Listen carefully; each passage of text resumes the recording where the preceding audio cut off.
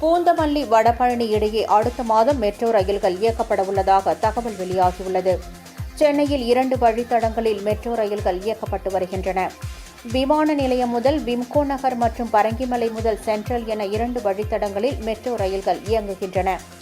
இந்நிலையில் சென்னையின் முக்கிய பகுதிகளை இணைக்கும் வகையில் 2ஆம் கட்ட மெட்ரோ ரயில் திட்டம் 3வது வழித்தடத்தில் 116.1 கிலோமீட்டர் தூரத்திற்கு 63,246 கோடி ரூபாய் மதிப்பில் மேற்கொள்ளப்பட்டு வருகின்றன.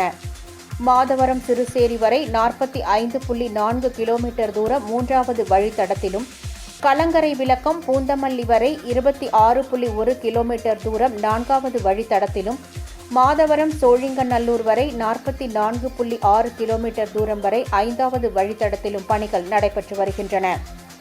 இதில் பூந்தமல்லி கலங்கரை விளக்கம் வழித்தடத்தில் பூந்தமல்லி முதல் வடபழனி வரையிலான 15.8 கிலோமீட்டர் தூரத்திற்கான ரயில் சேவைகள் அடுத்த மாதம் முதல் தொடங்கப்பட உள்ளன. இந்த சேவைகளை தொடங்குவதற்கு முன் இறுதி ஆய்வு இந்த மாதத்தின் கடைசி வாரத்தில் நடைபெறும் என தெரிகிறது. இந்த வழித்தடத்தில் உள்ள ரயில்களுக்கான முதல் சுற்று ஆய்வு ஏற்கனவே நிறைவடைந்துள்ளன.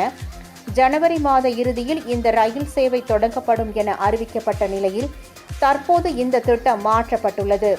இப்போது ஒரே நேரத்தில் பூந்தமல்லி பைபாஸ் முதல் வடபழனி வரை ரயில் சேவைகளை தொடங்குவதற்கு சென்னை மெட்ரோ ரயில் நிறுவனம் முடிவு செய்துள்ளது.